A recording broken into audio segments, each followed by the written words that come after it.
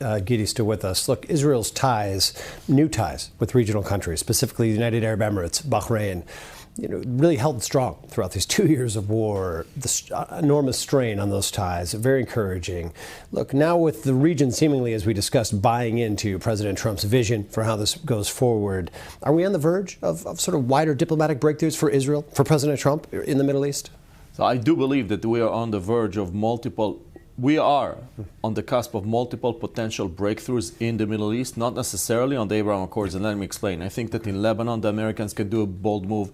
In Syria, they can do a bold move. There are a lot of things that are moving in the Middle East. You mentioned the UAE and Bahrain. I do also want to mention Egypt and Jordan. The peace accords held tight. Egypt has been a kind of a frenemy for Israel, but alignment of many strategic interests with Egypt throughout this process.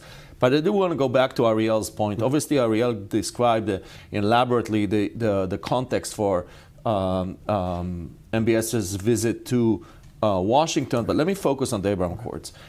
What President Trump did in his 20 points, he actually created or highlighted this kind of narrow path that addresses the interests of all relevant stakeholders in order to get us to the Sharm Agreement that allowed for the implementation of phase one of President Trump. As we mentioned, constructive ambiguity, we will now need an implementation plan. But here is what President Trump can say to the Saudis.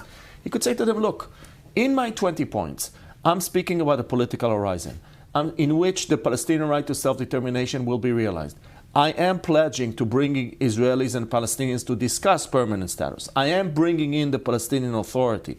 There will be a unification of Gaza and the West Bank in a single political unit. So all of these are assets, and there is a reference to the Trump plan of January 2020. So President Trump can actually say to the Saudis, look at these 6, 7 points. I'm very serious. And if you read my plan of January 2020, which Prime Minister Netanyahu described as the deal of the century, right? In enormous detail, in enormously detailed. In enormous detail, it is based on the principle of 2 nation states for 2 people. So Trump can bring to the Saudis a set of talking points and say, hey guys, this may not be all of that you're asking for, but it's a lot of what you have asked for, and therefore, work with me.